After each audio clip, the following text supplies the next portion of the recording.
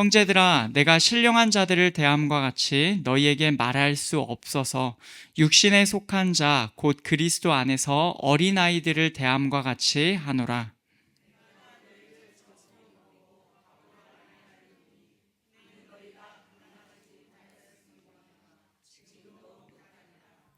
너희는 아직도 육신에 속한 자로다. 너희 가운데 시기와 분쟁이 있으니 어찌 육신에 속하여 사람을 따라 행함이 아니리요.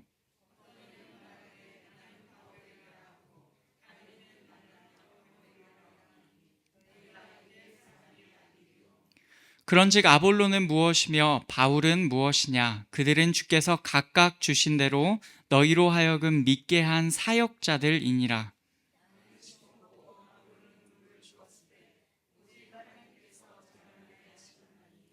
그런즉 심는 이나 물 주는 이는 아무것도 아니로되 오직 자라게 하시는 이는 하나님 뿐이니라.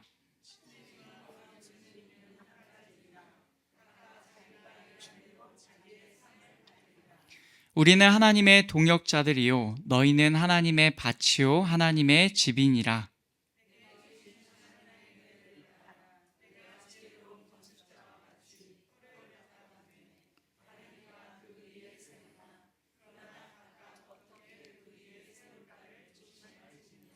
이 닦아둔 것 외에 능히 다른 터를 닦아둘 자가 없으니 이 터는 곧 예수 그리스도라.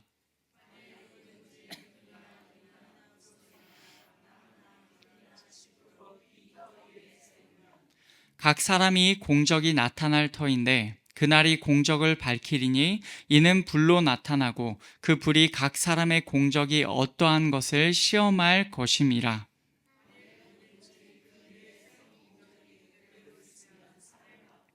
누구든지 그 공적이 불타면 해를 받으리니 그러나 자신은 구원을 받되 불 가운데서 받은 것 같으리라.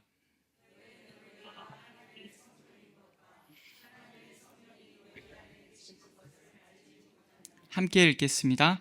누구든지 하나님의 성전을 더럽히면 하나님이 그 사람을 멸하시리라. 하나님의 성전은 거룩하니 너희도 그러하니라. 아멘. 오늘 주일 예배에 이렇게 오신 여러분들 주님의 이름으로 환영합니다. 특별히 오늘은 성령 강림 주일입니다. 예수께서 승천하시고 예루살렘에 모여 있으라 라고 하셨고 제자들은 예수님의 명령을 따라 예루살렘에 거하면서 마가의 다락방에서 열심히 기도하고 있었습니다. 그때 남아있던 120명에게 성령께서 강하게 역사하셔서 그때로부터 하여 지금까지 성령의 역사는 계속 진행되어 오고 있습니다. 이 성령께서 우리 같은 연약한 자들에게, 우리 같은 인간에게 임하여 주신 날을 기념하는 날이 오늘 성령 강림 주일입니다. 이렇게 이 귀한 날에 함께 저희가 하나님 앞에 예배 드릴 수 있게 되어서 또 하나님께 감사하고 여러분들께 감사를 드립니다. 바울이 고린도 교회를 향하여 지적하는 첫 번째 문제는 교회 내의 분쟁입니다. 그 분쟁의 핵심적인 내용은 바로 이것이었어요. 고린도전서 1장인데 기억을 더듬어서 한번 보시기를 바랍니다. 내 형제들아 글로의 집 편으로 너희에 대한 말이 내게 들리니 곧 너희 가운데 분쟁이 있다는 것이라. 내가 이것을 말하거니와 너희가 각각 이르되 나는 바울에게, 나는 아볼로에게, 나는 게바에게, 나는 그리스도에게 속한 자라 한다는 것이니. 이 말씀을 보면 바울이 글로에게 속한 사람들로부터 소식을 듣습니다. 고린도 교회 사람들이 각각 나는 바울에게, 나는 아볼로에게, 나는 게바에게, 그리고 나는 그리스도에게 속하여 있다라고 주장한다는 것입니다. 각자가 어떤 사람에게 속하였는지 그 인식에 따라 교회가 나뉘어 있을 정도로 분쟁이 있었습니다. 이제까지 살펴본 말씀에서 바울은 분쟁에 관하여 길게 이야기하였습니다. 그는 자신이 복음, 다시 말하면 그리스도의 십자가만을 전하였다고 하면서 세상 지혜로 한 것이 아니라 하나님의 권능으로 하였다라고 그렇게 전달을 하고 있었어요. 그리고 지혜, 다시 말하면 하나님의 지혜는 사람의 지혜와 다른데 이것은 십자가의 말씀이 곧 하나님의 능력이자 지혜이다 라는 얘기를 지난주까지 지혜에 관하여서 길게 설명을 하였어요. 이제 오늘 말씀에서는 본격적으로 고린도 교회의 분쟁을 다룹니다. 이 내용은 크게 세 가지 단락으로 나눌 수가 있어요. 먼저 1절과 4절을 보시면 바울은 온전한 자들과 비교되는 고린도 교회의 어린아이들 같은 상태를 먼저 설명합니다. 다음으로 5절에서 9절까지 고린도 교회의 분쟁을 일으킨 그들이 오해한 것을 지적합니다. 너희가 이런 오해를 하고 있다. 그리고 마지막 10절부터 17절까지에서는 그들이 제대로 알고 있었어야 할 설명을 이제 건축의 비유를 들어서 그 바른 내용을 설명해 주고 있습니다. 오늘도 우리에게 주시는 하나님의 말씀을 우리 모두가 함께 듣기 원합니다. 먼저 첫 번째 단락부터 살펴보겠습니다. 1절부터 4절인데요. 바울은 고린도 교회 사람들을 너희라고 부릅니다. 그리고 1절을 보시면 형제들아 내가 신령한 자들을 대함과 같이 너희에게 말할 수 없어서 육신에 속한 자 곧 그리스도 안에서 어린아이들을 대함과 같이 하노라. 아멘. 여기 보면은 고린도 교회가 어떤 자들을 대함과 같이 한다고 합니까? 어린 아이들, 다시 말하면 아기들입니다. 바울은 지금 고린도 교회를 향하여 너희는 아기들이다, 내가 너희를 아기들처럼 대한다 라고 하죠. 지난주 말씀에서 보았던 온전한 자들과는 완전히 다른 이야기를 하고 있습니다. 온전한 자들은 어떤 자들이었습니까? 하나님의 비밀인 그리스도를 아는 자들, 그리고 영적인 자들을 말합니다. 그 표현이 오늘 말씀 1절에서는 신령한 자들이라고 나와요. 영적인 자들입니다. 그러나 고린도 교회는 어떤 자들입니까? 1절 뒷부분을 보시면 육신에 속한 자, 다시 말하면 육적인 자들이에요. 그저 몸의 영역에 속한, 그냥 몸이 가는 대로 행하는 자들이라는 그런 말입니다. 성령 하나님의 일들을 받지 않고 성령 하나님의 일을 미련하게 여기고 육신의 일, 육신의 생각에만 몰두해 있습니다. 그래서 바울은 2절을 보면은 내가 너희를 저주로 먹이고 밥으로 아니하였노니 라고 하죠. 저주로 먹이고 밥으로 아니하였다. 여러분, 이 말이 어떤 말인지 잘 아실 겁니다. 젖은 갓난 아기들이 먹는 음식입니다. 아기들은 씹어 먹는 음식을 아직 먹을 수가 없어요. 과거에 바울은 고린도 교회 성도들에게 저주로 먹이는 것처럼 먹였습니다. 그리고 그들은 지금도 같은 상태입니다. 단단한 음식을 지금도 먹을 수가 없는 상태예요. 바꿔 말하면 어떤 말입니까? 하나도 성장하지 않았다라는 말과 같은 말입니다. 바울이 고린도 교회를 향하여 그렇게 말하는 이유가 3절에 나옵니다. 너희는 아직도 육신에 속한 자로다. 너희 가운데 시기와 분쟁이 있으니 어찌 육신에 속하여 사람을 따라 행함이 아니리요. 아멘. 아직도 고린도 교회가 육신에 속하였다고 지적해요. 그 이유가 무엇입니까? 그들 안에 시기와 분쟁이 있기 때문이에요. 그러면 시기와 분쟁이 왜 육신에 속한 것입니까? 우리가 사실 직관적으로 볼 때도 시기와 분쟁이 육신에 속한 일이지, 혹시라도 하나님의 영에 속한 일이진 않겠지라고 우리가 그렇게 생각하고 있습니다. 그런데 성경에서도 분명하게 이것이 육체의 일이다, 하나님의 영의 일이 아니다라고 말씀하는 구절이 있습니다. 갈라디아서 5장을 보면 거기에 이렇게 나와요. 너희가 만일 성령의 인도하시는 바가 되면 율법 아래에 있지 아니하리라. 육체의 일은 분명하니 라고 하면서 20절을 보시면 분쟁과 시기가 있습니다. 순서는 바뀌어 있지만 분명하게 여기에 분쟁과 시기와 분쟁이 육체의 일이라고 분명하게 이야기합니다. 그러면 이것이 육체의 일이면 18절에서 말하는 대로 성령의 인도하시는 바는 아닌 것입니다. 이것은 육체의 일이고 성령의 역사가 아니다라는 것을 여기서 분명히 밝혀주고 있어요. 바울은 지금 시기와 분쟁이 있는 고린도 교회가 육체에 속하였다고 진단합니다. 성령의 일이 아니에요. 그런데 그 시기와 분쟁은요, 4절을 보면 각자가 특정한 사람에게 속하였다고 주장하는 것과 연결이 돼요. 나는 바울에게, 나는 아볼로에게, 그리고 앞에서 본 대로 나는 게바에게, 나는 그리스도에게, 이런 식으로 얘기하면서 서로 내가 어떤 사람에게 속하여 있다라고 주장하는 것과 시기와 분쟁이 지금 연결되고 있습니다. 공통점은 무엇입니까?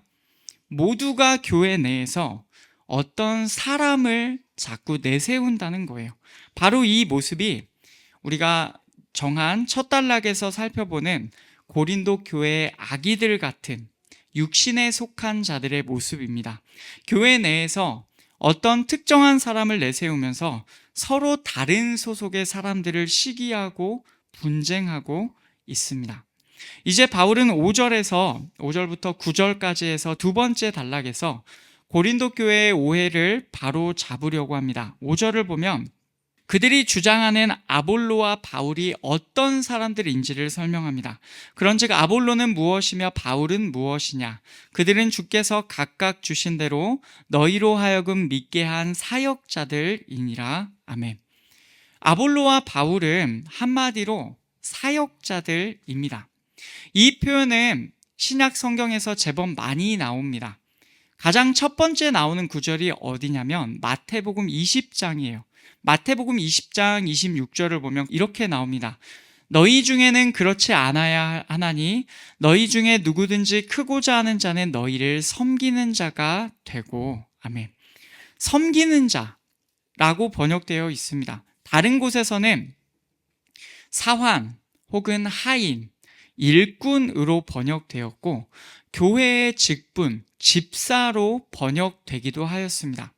이 단어가 형성된 어원을 살펴보면은 그 뜻이 어느 쪽으로 귀결되는지가 분명히 보이는데 먼지 사이로 혹은 재들 사이로라는 뜻입니다. 먼지 사이로 불타고 남은 재 있죠? 그 재들 사이로.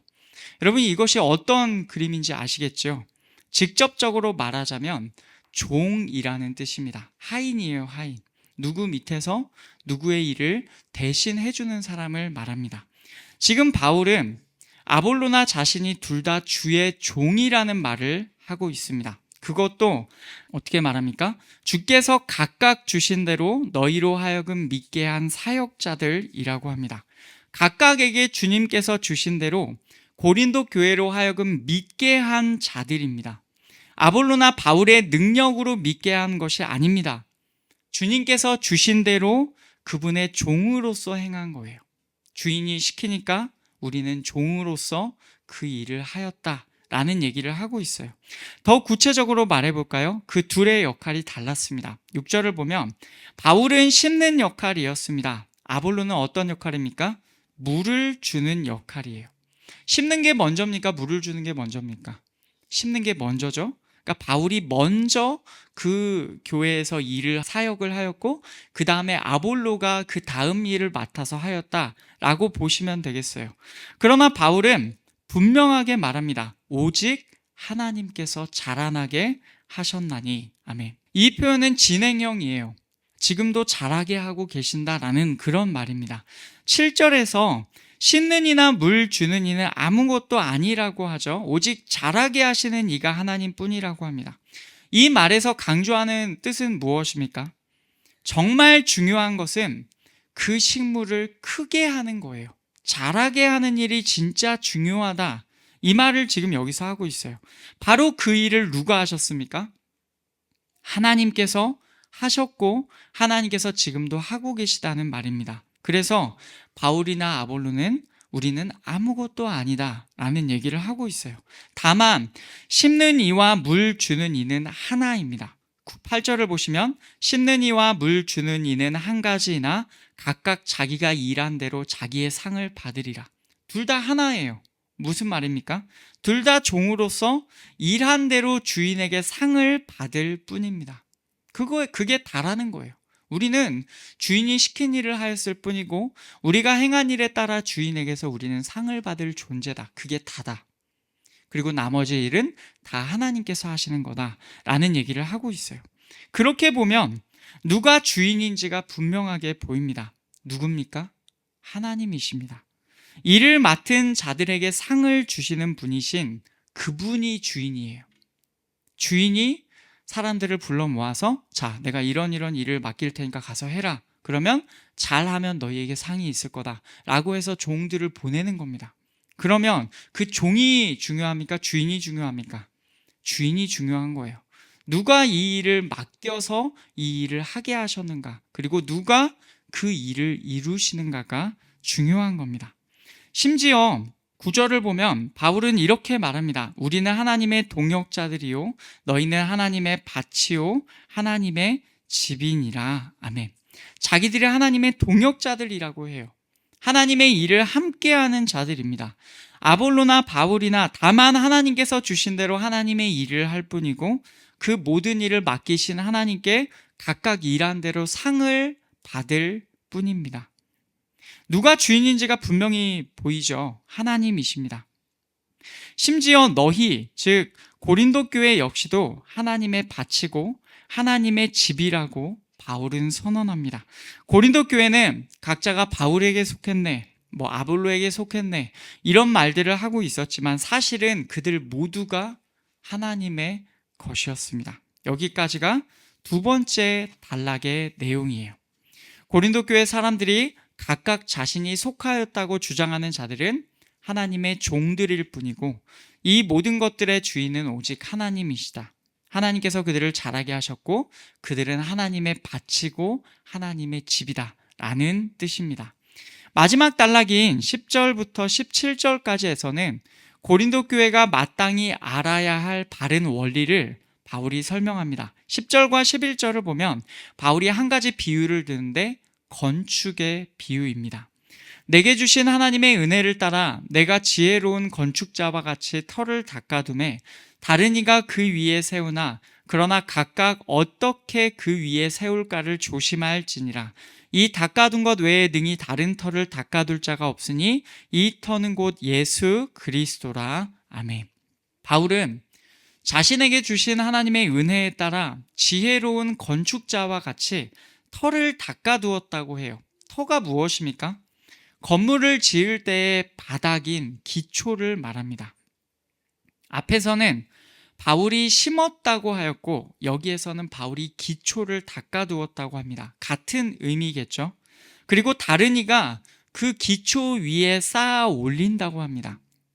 그러나 그 쌓아 올리는 자가 그 위에 어떻게 쌓아 올릴지를 주의하여야 한다 라고 여기서 말을 하죠.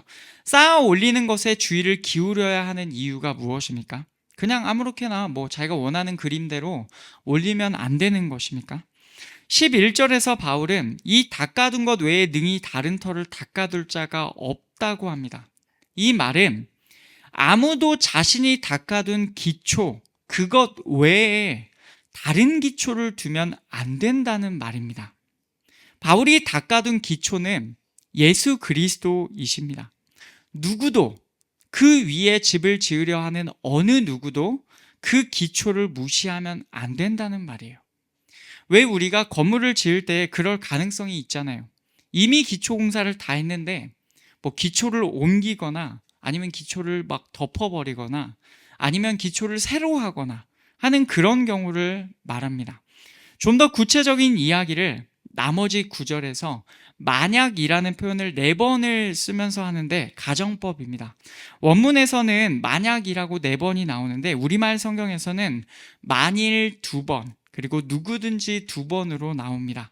이 4번의 가정법 만약을 크게 보면 2가지로 나뉘어요. 첫 번째 경우는 기초를 유지하는 것과 다른 한 번의 경우는 기초를 훼손하는 경우입니다.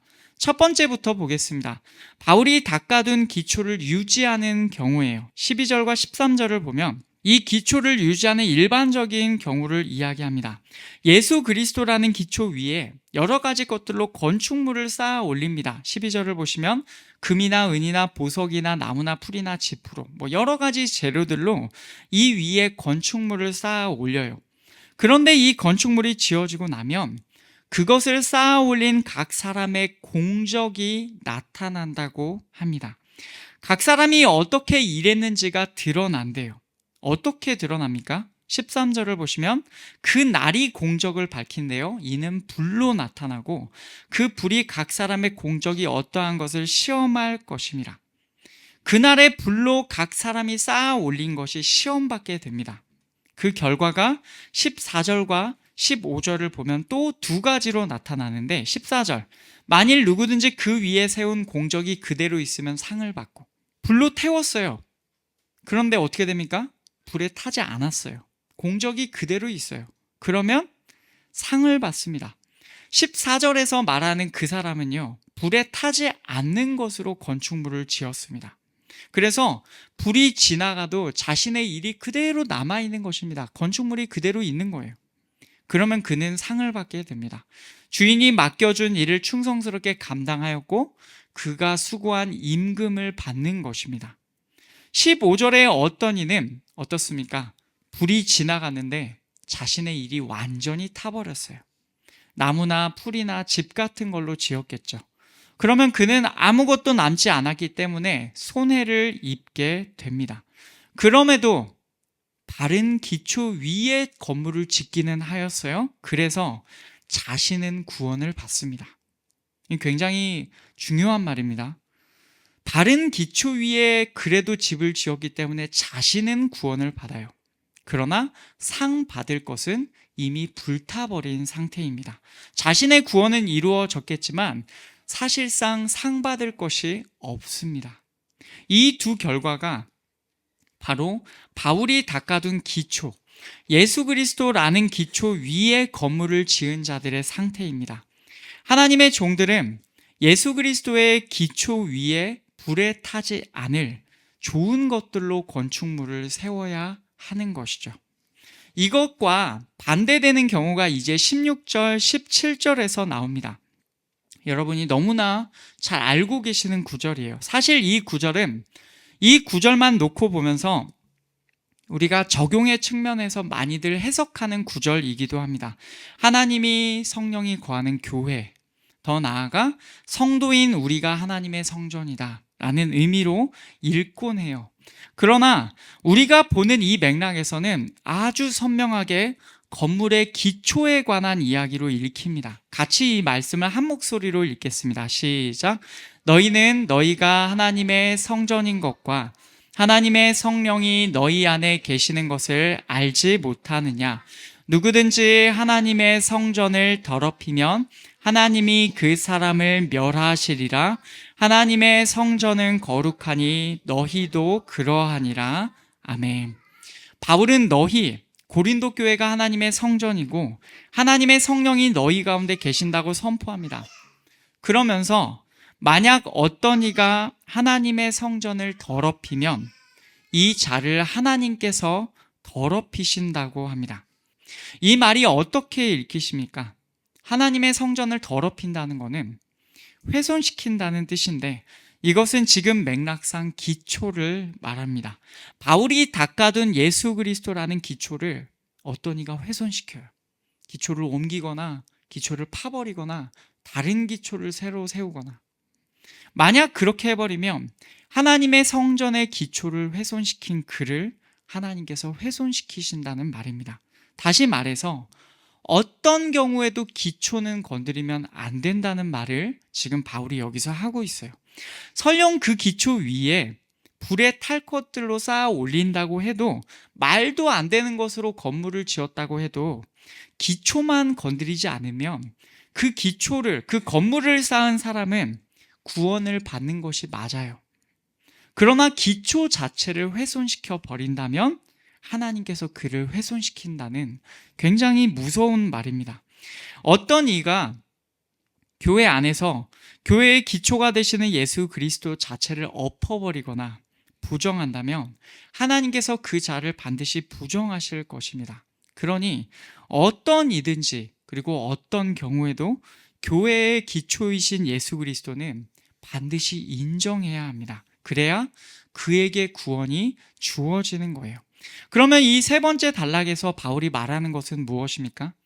요약해보면 이렇습니다. 교회의 기초이신 예수 그리스도 위에 그 날에 불에 타지 않을 것들로 쌓아 올려야 한다는 것입니다. 혹시라도 기초이신 예수 그리스도 자체를 훼손시킨다면 그는 반드시 하나님께로부터 똑같이 훼손당할 것입니다. 여기까지 오늘 말씀의 내용을 먼저 살펴보았어요.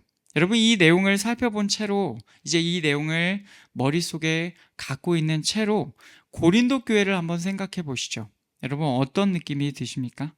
그들이 분쟁하고 있는 이 일이 얼마나 헛된 일인지, 얼마나 육적인 일인지 보이시죠?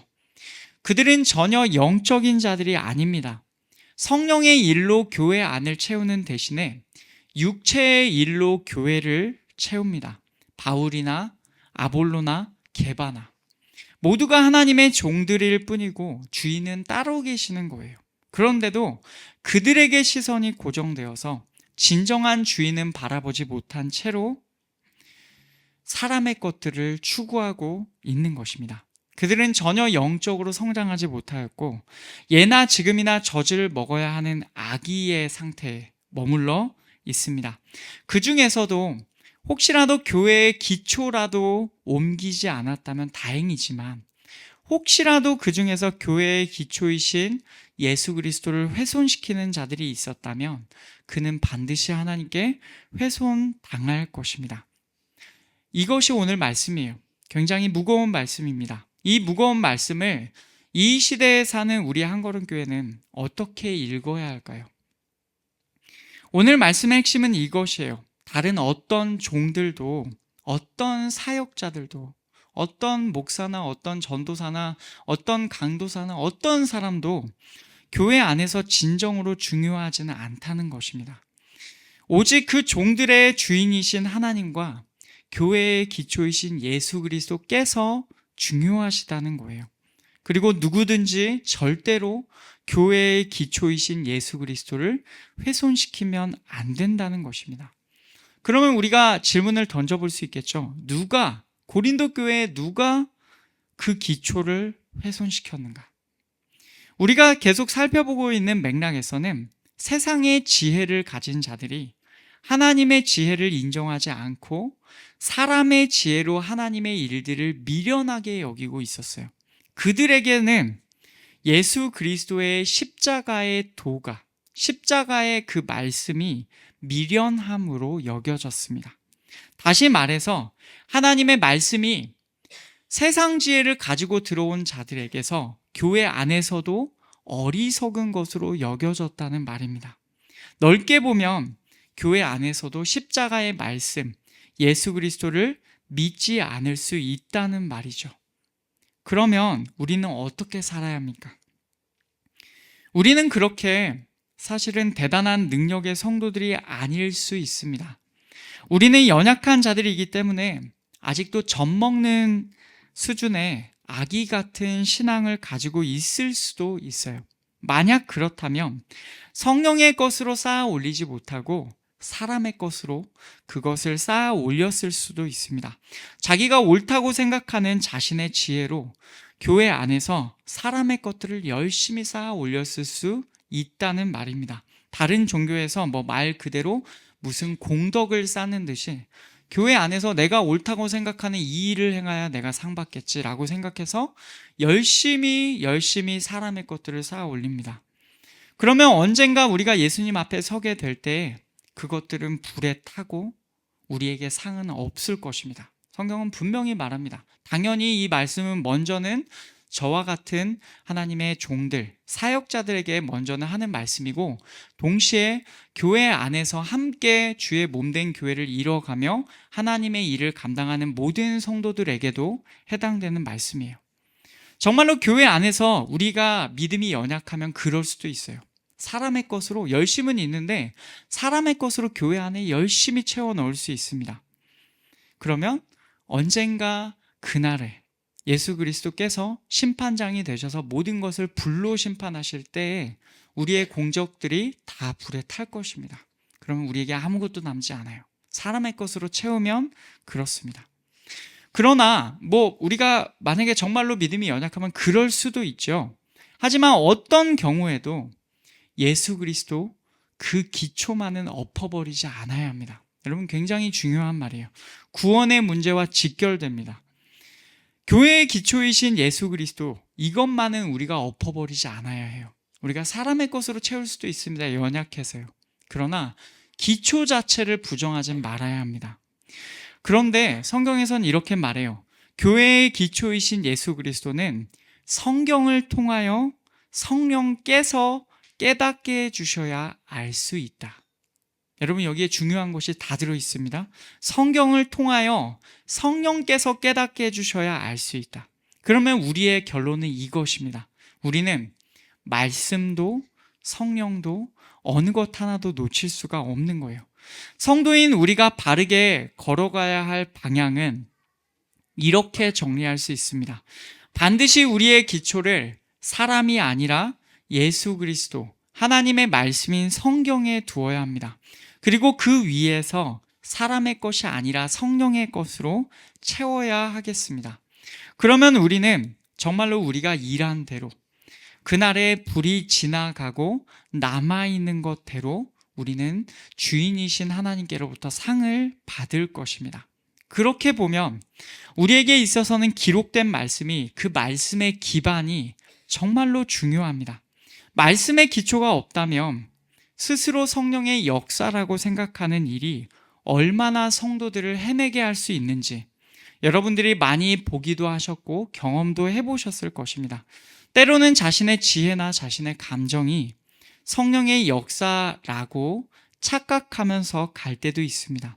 이런 모든 경우에서 기록된 하나님의 말씀인 성경은 시대를 막론하고 항상 옳은 진리의 말씀입니다. 우리가 그렇게 좋아하는 성령께서도 그 진리를 깨닫게 하시는 일을 하십니다. 하나님의 말씀을 깨닫게 하시는 일을 하세요.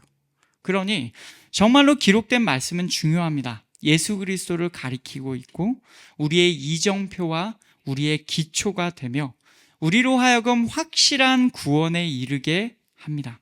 물론 그 성경을 깨닫게 하는 것도 성령께서 하시는 일이기 때문에 모두가 성경 안에서 연결된 일이긴 합니다만은 우리의 기본적인 시선은 분명하게 성경에, 예수 그리스도의 기초 위에 있어야 합니다. 여러분 이것을 헷갈리지 마시기를 바랍니다. 그리고 다만 이 모든 일 가운데 성령 하나님께서 우리를 정말로 다스려 주시기를 기도해야 합니다. 우리가 하나님의 비밀인 그리스도를 깨닫는 것도 하나님의 깊은 것을 아시는 성령께서 그 비밀을 깨닫게 해주셔야 가능합니다. 우리가 그 기초 위에서 사람의 것이 아니라 하나님의 것으로 건축물을 쌓아 올리는 것도 성령께서 깨닫게 해주셔야 가능합니다. 우리가 믿음 자체도, 우리가 그 기초를 깨닫는 것 자체도 성령께서 하시는 일, 그리고 그 기초 위에서 우리가 하나님의 것으로 채우는 것도 성령께서 하시는 일. 그러니 이 모든 일 가운데 성령께서 우리 가운데 역사해 주시기를, 바른 길로 인도해 주시기를 함께 간구해야 하겠습니다. 그래서 결론은 무엇이냐? 말씀과 성령, 교회 안에는 반드시 이 두 가지가 있어야 한다는 것입니다. 말씀이 있어야 합니다. 그것이 우리의 기초가 됩니다. 그리고 그 기초를 깨닫는 일이 바로 성령께서 하시는 일이기에, 그리고 그 기초 위에 쌓아 올리는 것도 성령께서 깨닫게 해주시는 대로 우리가 하는 것이기에 우리는 말씀이 있어야 하고 성령이 있어야 합니다. 이 두 가지가 함께 가는 우리 모든 성도님들 되시기를 간절히 축복합니다. 말씀을 맺겠습니다. 바울이나 아볼로처럼 저 역시 하나님의 종으로서 우리 한걸음 교회가 하나님의 밭이고 하나님의 영이 거하시는 성전이며 우리 교회의 주인이 살아계신 하나님이심을 분명하게 인정합니다. 저는 이 교회의 목자로서 우리 교회에 정확한 하나님의 말씀이 선포되도록 계속 애쓸 것입니다. 동시에 성령 하나님께서 이 말씀이 선포되는 곳에서 일해 주시도록 계속해서 간구할 것입니다. 여러분도 함께 기도해 주십시오. 제가 하나님의 말씀을 바르게 선포할 수 있도록 저를 위해서 기도해 주시고, 그렇게 하나님의 말씀이 선포될 때 우리 안에 성령께서 역사하셔서 모두가 이 말씀을 깨닫고 정말 든든한 기초 위에서 성령의 것들로 채워지는 교회가 되도록 함께 기도해 주시기를 바랍니다. 그렇게 예수 그리스도의 기초, 기록된 말씀의 기초 위에서 성령 하나님의 일하심으로 성령의 것들로 채워지는 우리 한걸음 교회가 되기를 간절히 축복합니다. 그리고 언젠가 우리가 예수님 앞에 서게 되었을 때 불이 지나가도 타지 않는 것들이 다 남아 있어서 모두가 그렇게 되어서 우리 모두가 구원받는 것은 물론이고 우리 주님께 상을 받게 되는 모두가 되기를 간절히 소원합니다.